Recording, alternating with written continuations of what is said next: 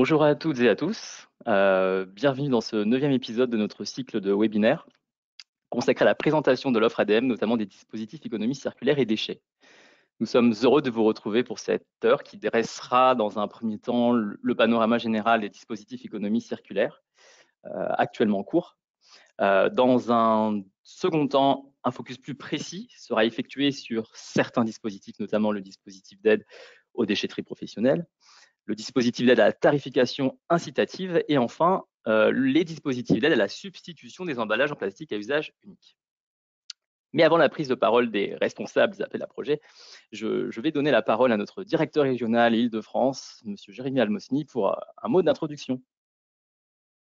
Oui, merci Sandy. Bonjour à toutes et à tous et ravi de vous retrouver derrière cette caméra pour cette 9e édition pour nous importante car elle est l'occasion de vous adresser de manière assez précise et concrète l'intégralité de nos modes d'intervention au sein de l'ADEME. Et aujourd'hui, effectivement, comme l'a dit Sandy, on va prendre un peu de temps pour discuter autour des dispositifs qui touchent l'économie circulaire et déchets. Et ils sont nombreux. Ils sont nombreux car effectivement, dans nos objectifs de réduire la production de déchets, de diminuer la consommation de ressources ou encore d'optimiser nos actions autour du recyclage, nous avons une série de dispositifs qui vont vous être présentés en détail par l'ensemble des responsables d'appel à projets. Pour rappel, l'économie circulaire et déchets fait partie des piliers de l'action de l'ADEME au niveau national. Elle se décline au niveau régional par la mise en œuvre d'appels à projets continus. Donc, on est sur une continuité de l'action que porte l'ADEME Île-de-France. Et pour vous donner quelques chiffres, mais qui vous sont présentés tout à l'heure de manière plus détaillée par Grégory Fauveau, responsable du pôle économie circulaire et déchets. Nous sommes sur l'année 2021 encore sur une tendance record avec un nombre de projets qui dépassent les 100. On est à 109 projets, je crois, pour 20 millions d'euros d'aide mobilisés, ce qui est une année encore on va dire, unique et démontre en tout cas une dynamique et une appétence à la fois des collectivités des acteurs économiques d'y aller à la fois parce qu'on est dans un contexte où on est soumis à des objectifs et des obligations d'ordre réglementaire, que ce soit dans la loi AGEC ou encore dans le cadre des dernières dispositions de la loi climat et résilience, ou tout simplement parce que nous avons une prise de conscience et des opportunités à saisir lorsqu'il s'agit d'acteurs économiques en recherche de développer leur nouveau modèle, en particulier autour de l'économie circulaire ou encore en faveur du réemploi, de la réutilisation ou de la réutilisation. Alors, c'est une heure pour parcourir de nombreux dispositifs. J'espère que vous aurez l'intégralité des informations que vous venez chercher. Et puis surtout, on aura l'occasion de venir à votre compte tout au long de ce mois d'octobre, au mois de novembre, parce que cet appel à projet voilà, vit et vivra en tout cas jusqu'à fin novembre. Donc, bonne séance et bonne séquence avec l'ensemble des responsables d'appel à projet. Merci Jérémy. Alors nous allons passer au webinaire et notamment sur ce qu'il s'est passé pendant cette année. Donc effectivement, sur l'ensemble des dispositifs d'aide proposés par ADEME, certains ont connu une dynamique importante. Et les dispositifs qui ont fonctionné, comme l'a rappelé Jérémy Almosny, les dispositifs qui ont fonctionné s'inscrivent dans un continuum des actions portées par l'ADEME en Ile-de-France, comme la reconversion des friches et l'économie circulaire et déchets. En effet, au global, c'est plus de 85 millions qui ont été engagés par l'ADEME Ile-de-France pour l'ensemble des dispositifs que nous portons, avec environ 42 millions pour le fonds chaleur, 17 millions d'euros pour les sujets air mobilité et plus de 5 millions d'euros pour les sites pollués et la reconversion des friches. Nous avons également eu des temps forts pour l'année en économie circulaire et déchets autour de l'ESS, du RRR et des déchets du BTP. Au global, sur la thématique, voilà, comme l'a très bien dit tout à l'heure, notre directeur régional, c'est environ 20 millions d'euros qui ont été engagés en économie circulaire et déchets. D'ailleurs, on remercie tous les porteurs de projets qui ont déposé leur candidature.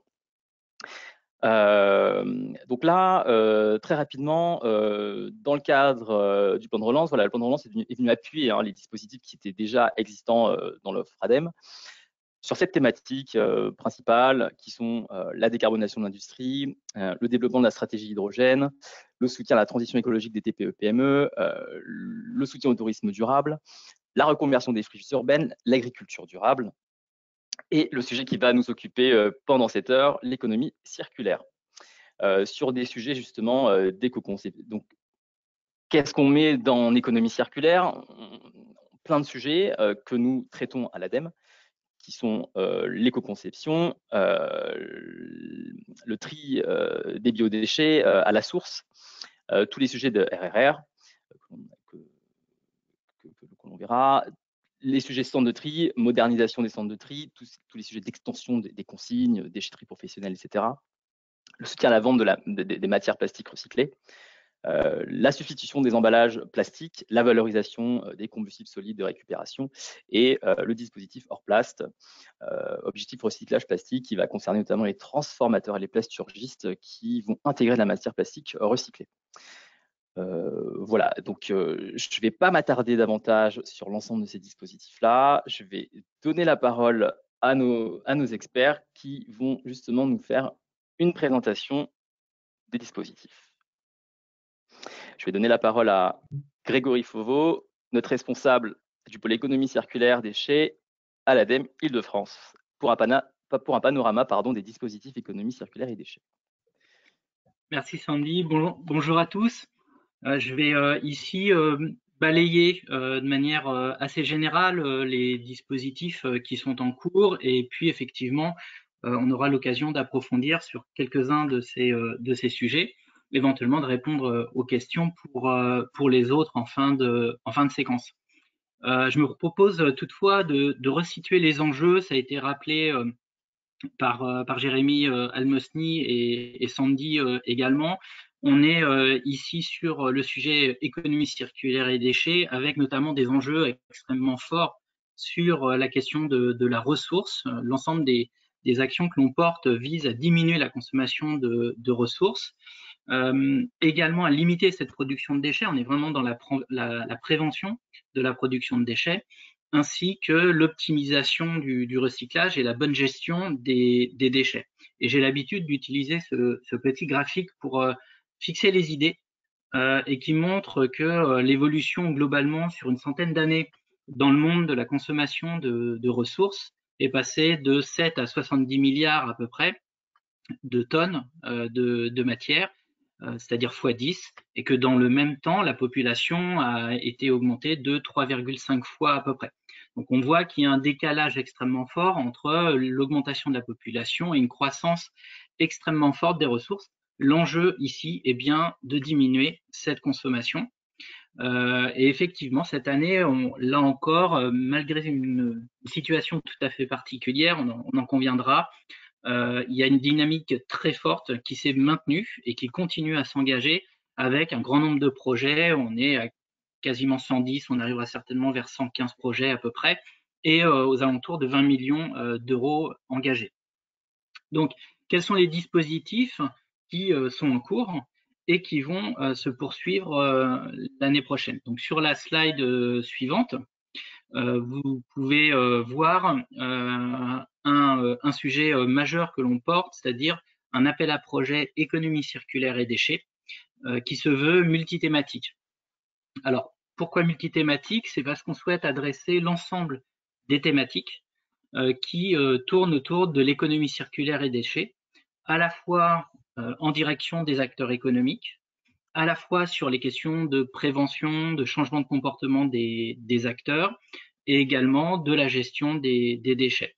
Et donc, pour les détailler par rapport à cette diapo, sur les acteurs économiques, on va retrouver des sujets qui tournent autour des produits et des services qui sont proposés, en fabrication par exemple. Et là, on aborde des questions d'économie, d'éco-conception, éventuellement d'économie de la fonctionnalité, quand il y a un travail qui est mené par les acteurs économiques pour faire basculer d'une approche produit à une approche plus servicielle, performance d'usage. Et on est sur des modèles économiques qui sont très intéressants et qui méritent d'être développés. Au travers de ces approches de conception de produits, on peut citer également tout ce qui relève de la substitution des emballages et de l'utilisation de plastique recyclé. Claire ensuite présentera de manière plus détaillée les dispositifs associés. On a des sujets autour donc du changement de comportement des consommateurs, à la fois dans la prévention, dans les achats, la consommation durable, éviter le gaspillage alimentaire, par exemple, mais également tout ce qui relève du réemploi, de la réparation, également le RRR. Et ici, on a également des dispositifs qui sont proposés dans cet appel à projet. Et on retrouve également, en termes de gestion, de recyclage, tout un ensemble de sujets, que ce soit vers les entreprises, les collectivités, sur les déchets des entreprises, certains déchets spécifiques comme les déchets du BTP, par exemple, des centres de tri ou des modalités de gestion autour des biodéchets ou de fiscalité, en particulier liées à la tarification incitative. Pour rappel, de manière générale sur cet appel à projet, sur les études au maximum, on est de 50 à 70% d'aide et sur des investissements, ça peut aller jusqu'à 55% d'aide. Pour vous donner une idée, je vous rappelle que cet appel à projet se termine le 30 novembre de cette année pour un engagement sur le budget 2022.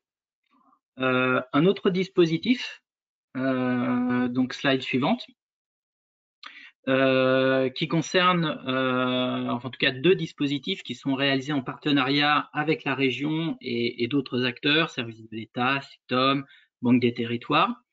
Un premier qui concerne un AMI Innovation 4R qui vise à identifier des innovations très spécifiques sur la prévention de la production de déchets, la réparation, le réemploi ou le recyclage.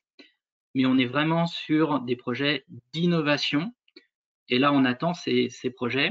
La date de dépôt, ou en tout cas la clôture, est au 19 novembre. Donc, je vous engage à aller sur le site notamment de la région, identifier les possibilités et le cahier des charges. Et enfin, un AMI écologie industrielle et territoriale, AMI qui verra sa clôture au 31 janvier 2022, qui a vocation à créer des synergies, des mutualisations, des démarches de coopération autour des flux de matière, d'énergie, d'eau sur des territoires ou des périmètres géographiques définis. Et c'est ce qui permet sur ce type d'opération d'aborder des questions d'efficacité et d'économie. Là encore, un AMI donc que je vous indique et pour lequel il y a une date au 15 novembre pour se signaler auprès de l'ADEME et de la région. Et pour ce qui est des dispositifs, dans le temps imparti, c'est ce que je voulais présenter. Voilà. Après, quand même, quelques éléments de compréhension des candidatures. C'est moi qui vais garder la parole. De façon à expliciter la manière dont on peut déposer un dossier. Sachez que déjà en termes de calendrier, jusqu'à présent, en tout cas, on fonctionne en deux temps. Un dernier trimestre de l'année en cours, donc là, je prends l'exemple 2021, qui fonctionne souvent sur la base d'appel à projet, et une réouverture des dispositifs sur le premier semestre de l'année suivante, donc en général sur février, juillet, qui permet, dans le premier cas, qui est de l'appel à projet, de recevoir tout un ensemble de candidatures et de pouvoir débuter une instruction très rapide et des réponses en début d'année. Et ensuite, pour la période février-juillet, d'avoir la possibilité de déposer au fil de l'eau et donc d'avoir une instruction des dossiers également au fil de l'eau sans attendre des clôtures de candidature. Donc tout ça a été modélisé pour faciliter et fluidifier les réponses à apporter à l'ensemble des porteurs de projets. Il va de soi que au-delà de l'appel à projet multithématique et des dispositifs que l'on ouvre ensuite sur le premier semestre, il y a tout un ensemble d'appels à projets complémentaires, type Orplast, dont Claire parlera, ou des appels à projets spécifiques qui peuvent être lancés au niveau national et portés également au niveau régional, ou des AMI comme ceux que j'ai évoqués jusqu'à présent. Sachez deux choses. La première, c'est que l'on fonctionne avec des partenaires et donc on se connaît et on a la possibilité de réorienter au besoin les projets qui nous seraient déposés. Et puis surtout, une recommandation toute particulière, c'est lisez bien les cahiers des charges des dispositifs de façon à pouvoir, en cas d'incompréhension, poser une question pertinente et obtenir une réponse qui va en sens, mais également bien identifier le dispositif qui vous correspond. Sur la diapo suivante, je vous indique toujours dans cette illustration de l'aspect partenaire et réseau, que l'on fonctionne avec de très nombreux acteurs en relais, qui peuvent être des consulaires, des fédérations professionnelles, des associations et qui aident à structurer et à accompagner aussi les porteurs de projets dans leur démarche, et également des financeurs, et je pense en particulier au conseil régional, mais pas seulement. Et donc, c'est important que l'on puisse aussi vous accompagner sur ces différentes démarches et renvoyer vers le bon interlocuteur. Et enfin, le dernier point que je voulais évoquer dans ce parcours de projet, c'est la plateforme Agir, que vous allez voir sur la diapo suivante. C'est-à-dire comment on dépose une candidature. Alors, habituellement, dans ce type de webinaire, je prends quelques minutes pour la présenter. Ici, on va focaliser sur les autres dispositifs. Donc là, c'est une simple slide pour rappeler que tous les dispositifs de l'ADEME sont présents sur cette plateforme, agirpourlatransition.fr. Vous avez ici la page d'accueil qui vous permet, soit en tant qu'entreprise ou collectivité, éventuellement particulier à titre personnel, mais en tout cas d'aller directement sur la partie qui vous correspond, de pouvoir identifier les dispositifs d'aide, notamment avec quelques critères de recherche, ensuite d'éventuellement poser quelques questions si c'est nécessaire, et sinon de déposer directement votre dossier sur la plateforme en démarche simplifiée et fluide. Je vais rester à votre disposition pour les questions en fin de séquence et je vais laisser la parole à Mohamedou qui va faire la suite sur les déchetteries professionnelles. Merci Grégory pour toutes ces précisions. On a donc une offre assez dense qui, j'espère, pourra répondre à vos besoins. N'hésitez surtout pas à poser vos questions par écrit dans le chat. On y répondra à la fin. Mohamedou, je te passe la parole.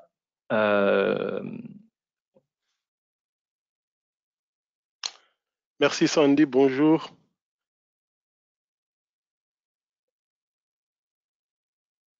Donc, je vais vous présenter un dispositif qui est hors appel à projet multivolet, donc que vous a présenté Grégory. Donc, c'est un appel à projet qu'on a lancé depuis 2 ans maintenant et qui va aussi s'étaler sur toute l'année 2022.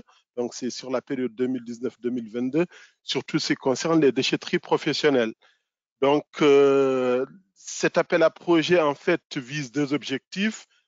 D'un côté, on sait que les déchetteries professionnelles, ce sont les déchetteries vers lesquelles les artisans et les entreprises apportent leurs déchets. Donc, du coup, c'est des déchets qui sont produits en petite quantité par un grand nombre d'entreprises et d'artisans. Donc, il y a un besoin de gestion et d'avoir un lieu commun de dépôt de ces déchets, soit déjà triés ou non, et collectés séparément pour être envoyés soit vers des filières, vers des centres de tri, ou bien vers des filières de recyclage.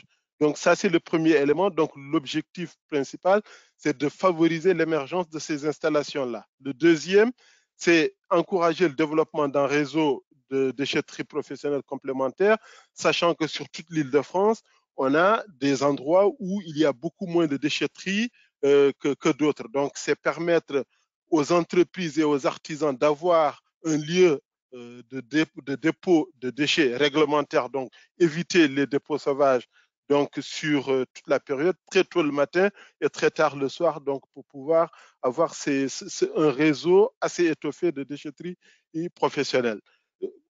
Dans ce cadre-là, qu'est-ce qu'on accompagne? Donc, le premier critère, c'est de pouvoir accueillir un nombre maximal de typologies de déchets. Donc, une déchetterie qui n'accueille que 3 ou 4 types de déchets, on ne va pas le financer, mais il faudra aller au-delà du décret 5 flux. Donc, accueillir un maximum de typologies de déchets.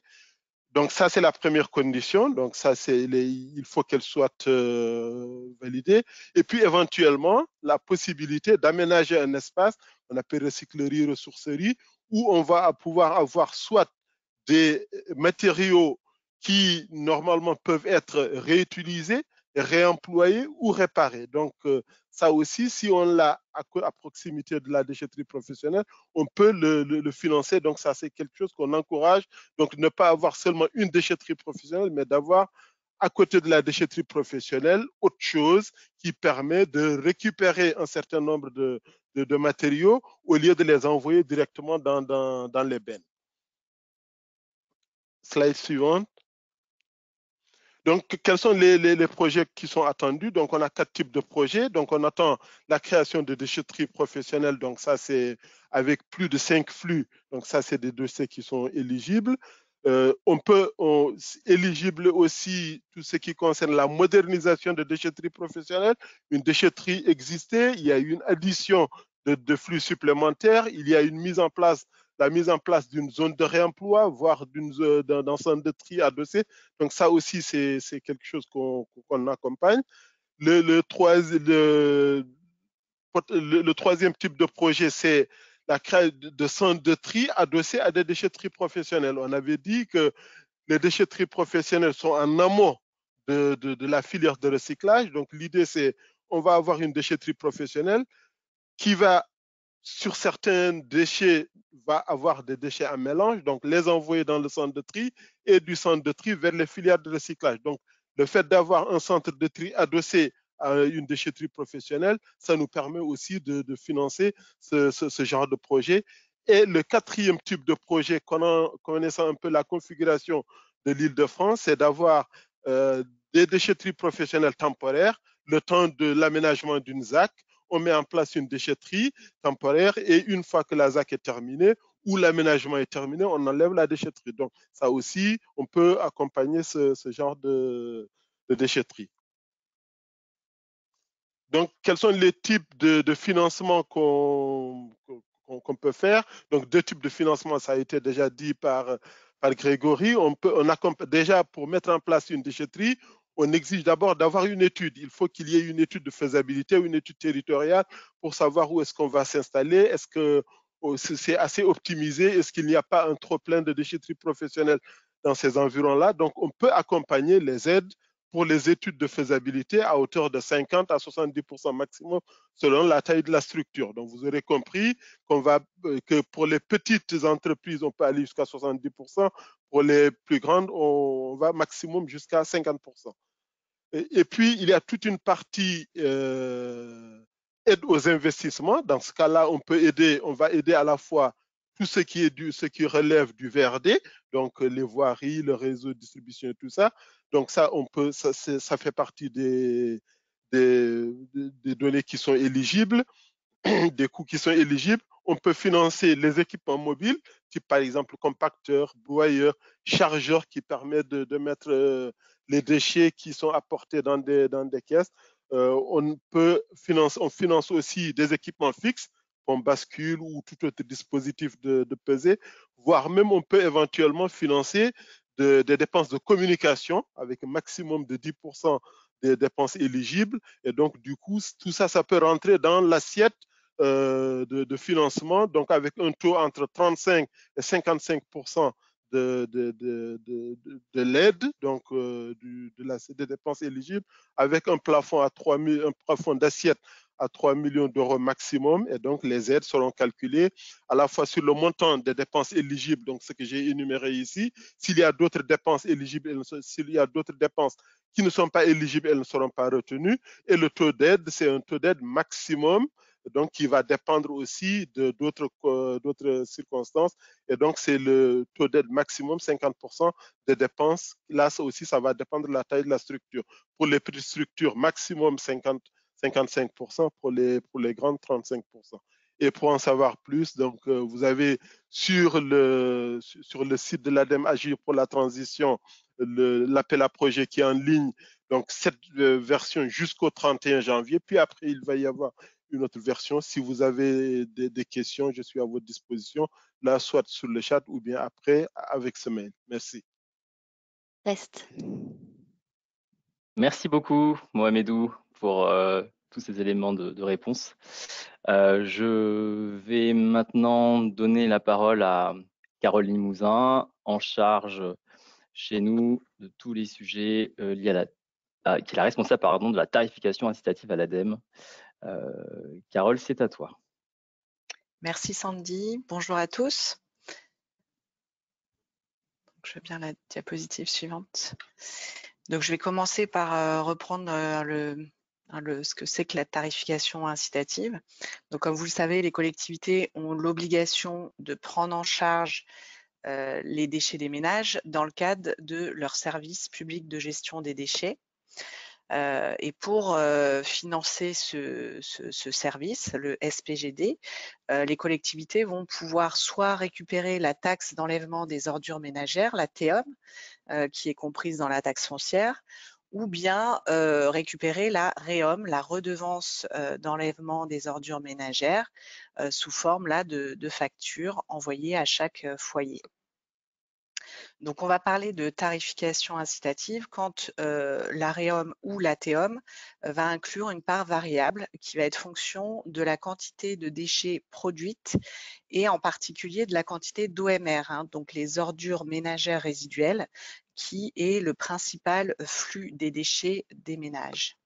Donc, le but est de faire payer les usagers en fonction des quantités de déchets qu'ils vont produire et donc en fonction de l'utilisation qu'ils vont faire du service. Faut savoir qu'on a 200 collectivités en France qui sont déjà en tarification incitative, donc on a quelques retours d'expérience. Et ce que l'on peut voir dans les bénéfices observés, c'est une baisse assez drastique des OMR, entre 20 et 50% au niveau des tonnages d'OMR, une augmentation aussi de la valorisation des déchets avec le compostage, le réemploi ou encore le tri des recyclables. Donc, on augmente de manière importante les tonnages aussi de notre poubelle jaune. Et enfin, un coût du service qui est maîtrisé et souvent, dans certains cas aussi réduit sur les collectivités qui sont actuellement en tarification incitative. Diapositive suivante. Alors, au niveau de l'accompagnement technique, l'ADEME propose des réunions de sensibilisation auprès des élus pour les collectivités qui souhaitent s'engager dans la démarche. C'est des réunions de 2 heures en visio ou en présentiel qu'on va co-organiser aussi avec la région et Citeo. On a aussi au niveau national l'animation du réseau des collectivités qui sont actuellement en tarification incitative pour qu'elles puissent échanger à l'occasion de journées nationales ou régionales et qu'elles puissent échanger aussi via un espace collaboratif dédié. Et puis, on a également de nombreuses ressources que vous pouvez télécharger sur nos sites d'Optiged ou de la médiathèque de l'ADEME si vous voulez approfondir certains sujets spécifiques liés à la tarification incitative, par exemple sur l'habitat collectif. Diapositive suivante. Donc, au niveau de l'accompagnement financier, l'ADEME propose, comme vous l'avez vu sur les différents autres dispositifs, des aides pour les études de faisabilité et des aides pour l'investissement. Alors, au niveau des études de faisabilité, il faut savoir qu'on peut aider jusqu'à 70% l'étude avec un plafond de dépenses de 100 000 €. Et via le lien que vous voyez d'afficher, vous pouvez aussi récupérer des cahiers des charges types que l'ADEME propose pour vous aider dans votre consultation.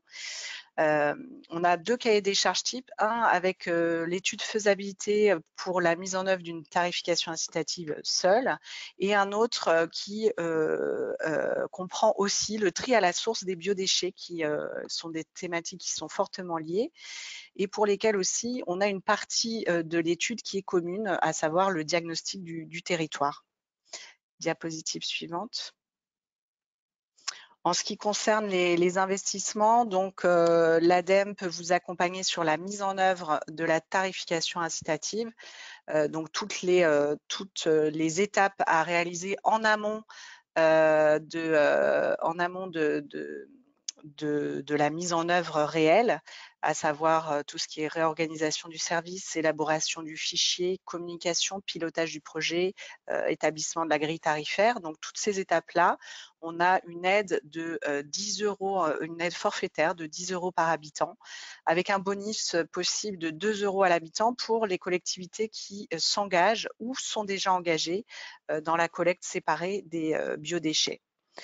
On a aussi une aide à l'investissement, donc pour les équipements qui sont nécessaires à la mesure de la consommation individuelle de chacun des usagers, à savoir les puces, logiciels, tambours, badges d'accès. Et là, on peut aider jusqu'à 55% de ces investissements.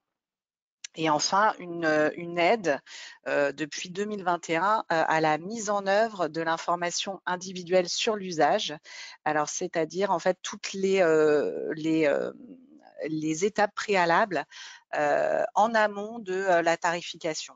C'est-à-dire, c'est une sorte de pré-tarification incitative. On prépare le terrain, on informe, donc on individualise le service, on informe les usagers, on va jusqu'à la communication, mais pas jusqu'à la tarification. Et là, on a une aide forfaitaire à 5 € par habitant. Il faut savoir que ces aides sont conditionnées par la validation d'une matrice de N-1 ou N-2 pour les collectivités qui souhaitent disposer de ces aides. Et donc, pour rappel, sur la matrice des coûts, c'est un cadre de référence en termes de connaissance et de présentation des coûts du service public de gestion des déchets. Et l'ADEME, là, peut vous accompagner également sur le remplissage de la matrice via des formations gratuites, mais via aussi, pour 2021 et 2022, un bureau d'études qui a été mandaté par l'ADEME pour vous accompagner là dans la réalisation, l'analyse et la valorisation de vos matrices. Vous avez les coordonnées du bureau d'études LCMAI qui a été choisi pour vous accompagner. Voilà, j'en ai terminé sur cette présentation. Merci. Merci beaucoup, Carole. Je vais maintenant donner la parole à Claire Payet-Fébraire, qui va nous présenter les dispositifs d'aide à la substitution des emballages en plastique à usage unique, qui est, je le rappelle, notre responsable des dispositifs plastiques à l'ADEME Île-de-France. Oui, bonjour à tous. Effectivement, je vais vous présenter, faire un focus sur ce dispositif, même s'il y a d'autres dispositifs aussi en lien avec le plastique. Grégory a évoqué tout à l'heure Plast.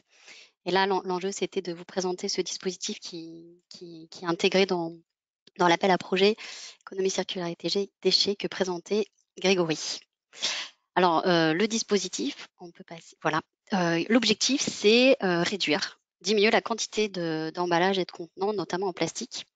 On a 3 possibilités, soit en réduisant la quantité de matière, notamment plastique, soit en la substituant. Donc, on remplace le plastique par un autre matériau à usage unique, par exemple comme le papier craft, ou encore, donc le top du top, on passe au réemploi, on remplace l'emballage à usage unique, notamment plastique, par un emballage réutilisable. Souvent, ça peut être du verre, de l'inox, ça peut être également aussi du plastique réemployable. Les projets peuvent être à différentes étapes de diagnostic, d'études, d'expérimentation, mais également d'investissement.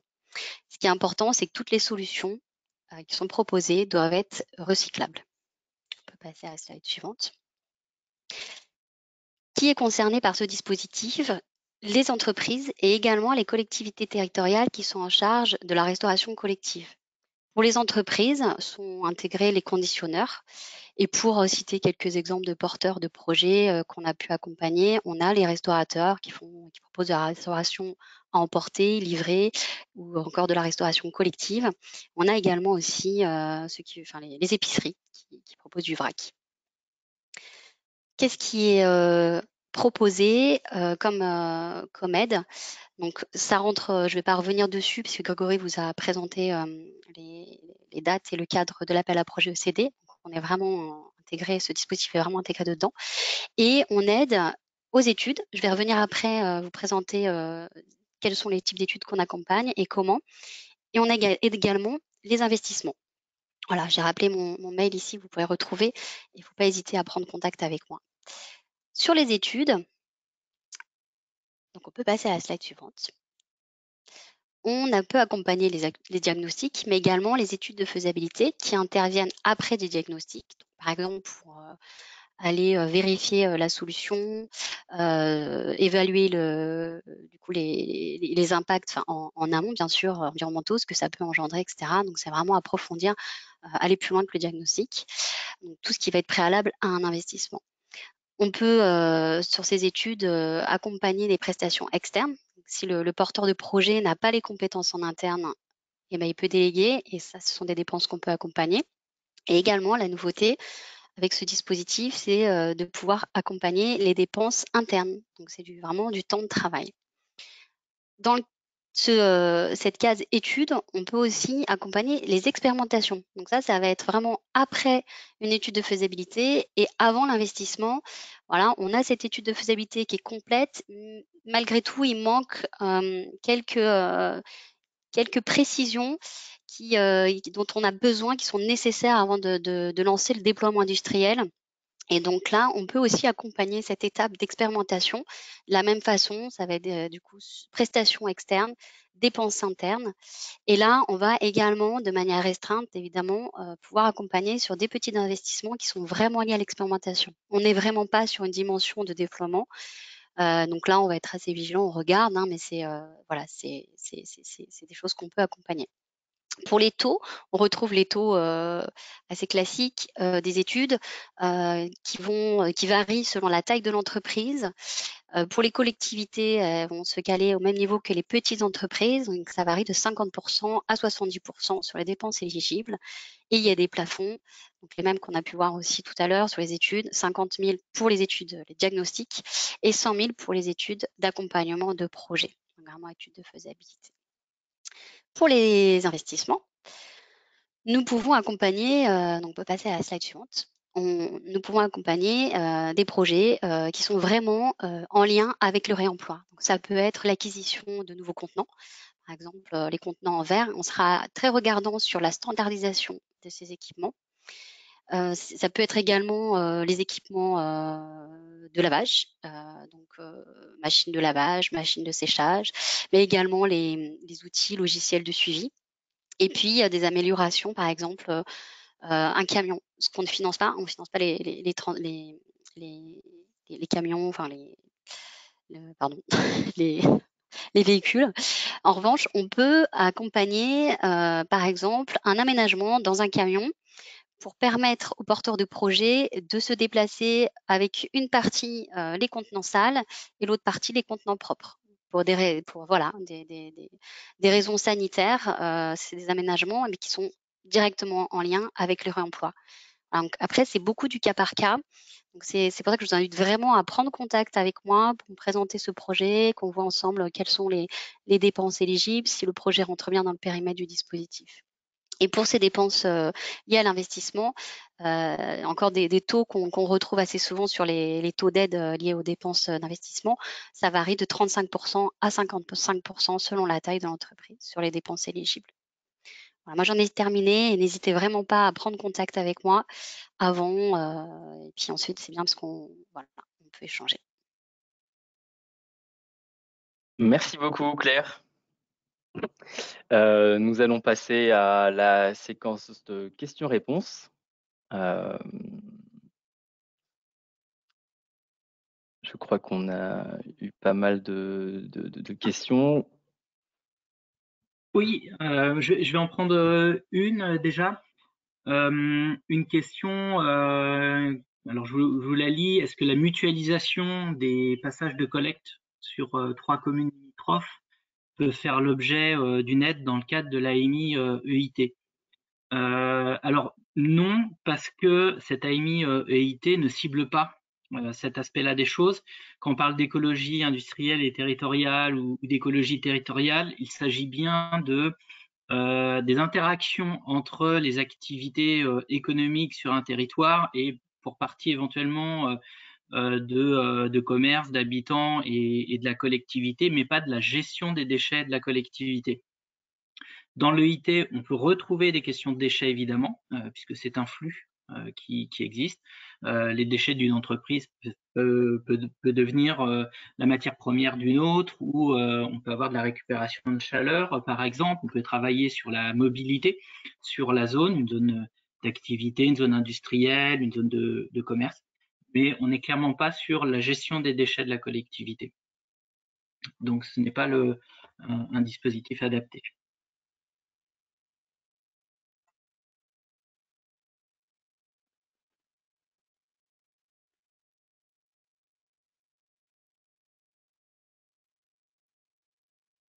On ne t'entend pas, Sandy. Ah, pardon. Merci Grégory.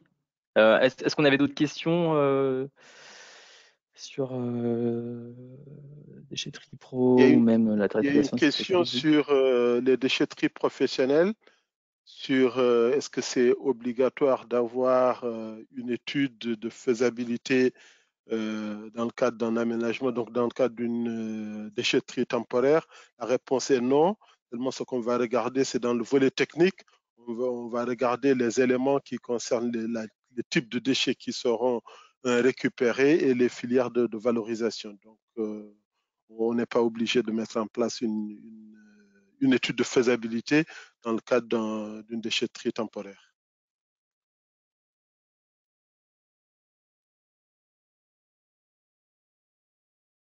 Merci Mohamedou.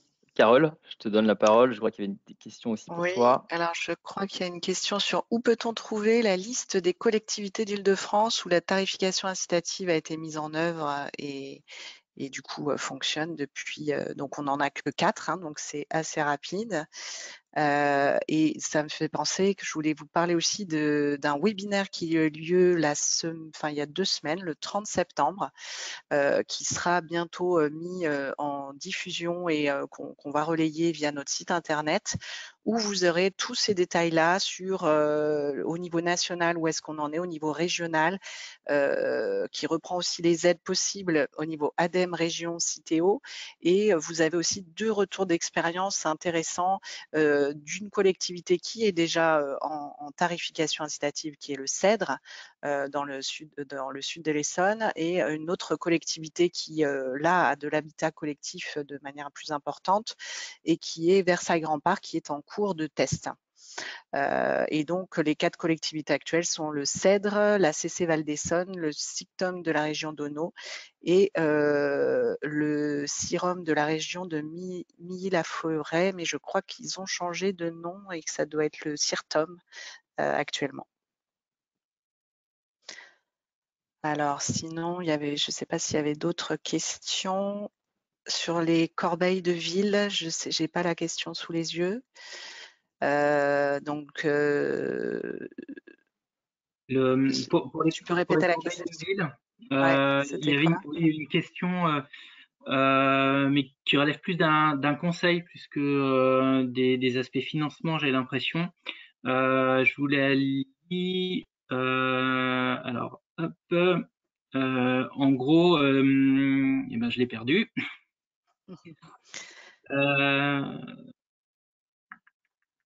C'est écrit en tout petit, je suis désolé.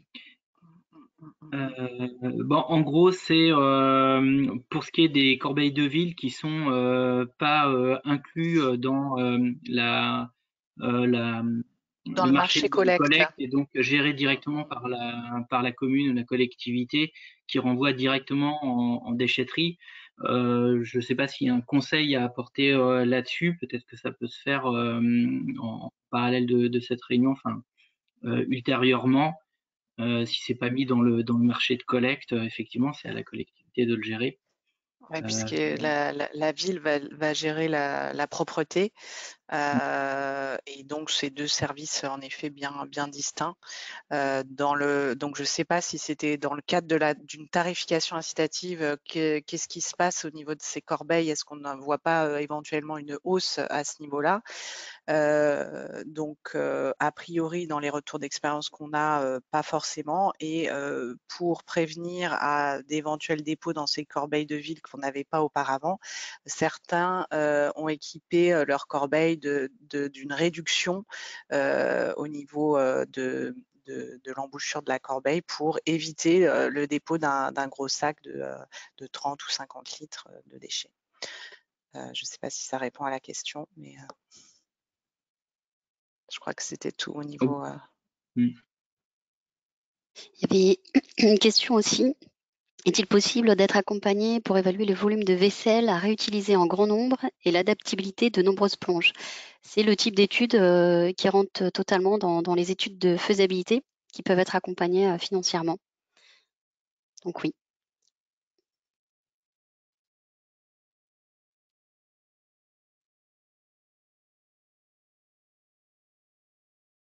Merci Claire, merci à tous. Je crois qu'on a répondu à toutes les questions.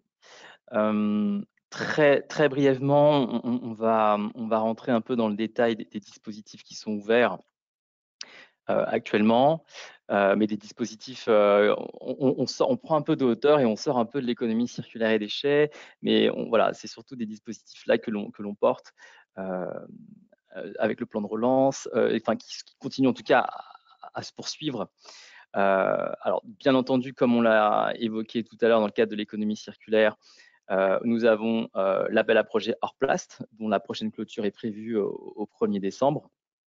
Claire Payet, qui a fait la présentation sur tous les dispositifs de substitution au plastique à usage unique, et votre interlocutrice.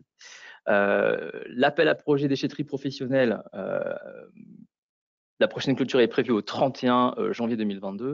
Donc là, c'est Monsieur Mohamedou Ba qui sera notre expert à la direction régionale Île-de-France. Ensuite, nous avons bien sûr les autres appels à projets ECD, dont les prochaines clôtures sont prévues, dont la prochaine clôture est prévue au 30 novembre. Donc, ce sont tous les appels à projets multithématiques. Donc là, c'est Grégory Fauveau qui est votre interlocuteur. Nous avons toujours les dispositifs pour les PME, dispositif tremplin, qui là est un dispositif au fil de l'eau. Nous avons 4 ou 5 lignes ouvertes, si je ne dis pas de bêtises, notamment l'adaptation au changement climatique, la production de chaleur et de froid dans le bâtiment, l'éco-conception, l'économie circulaire et déchets. Je crois que j'en oublie pas d'autres. Et nous avons également sur le volet restauration et hébergement pour le fonds de tourisme durable, un appel à projet qui est toujours en cours, au fil de l'eau bien entendu. Là, c'est Monsieur Laurent Caïrez qui est votre interlocuteur. Et enfin, pour le fonds hydrogène, nous avons l'appel à projet Briques technologiques qui fait partie du programme d'investissement d'avenir, qui est un appel à projet national. Mais la direction régionale est le relais privilégié pour vous aider, vous orienter, vous conseiller. Et là, c'est Monsieur Thomas Berthaud qui est votre interlocuteur, ainsi que Monsieur Jean-Yves Marie-Rose. Je vais maintenant donner la parole à notre directeur régional, Monsieur Jérémy Almosny, pour le mot de conclusion. Merci beaucoup Sandy, et puis j'en profite pour remercier l'ensemble du pôle économie circulaire qui a déjà réalisé sur l'année 2021 un travail remarquable et qui se lance là aussi un nouveau défi de mobiliser largement vous autour de cette caméra et puis plus globalement entreprises et collectivités vers cet appel à projet extrêmement intéressant, important pour l'ADEME Île-de-France et plus important parce qu'il couvre de nombreuses thématiques autour de l'économie circulaire et déchets.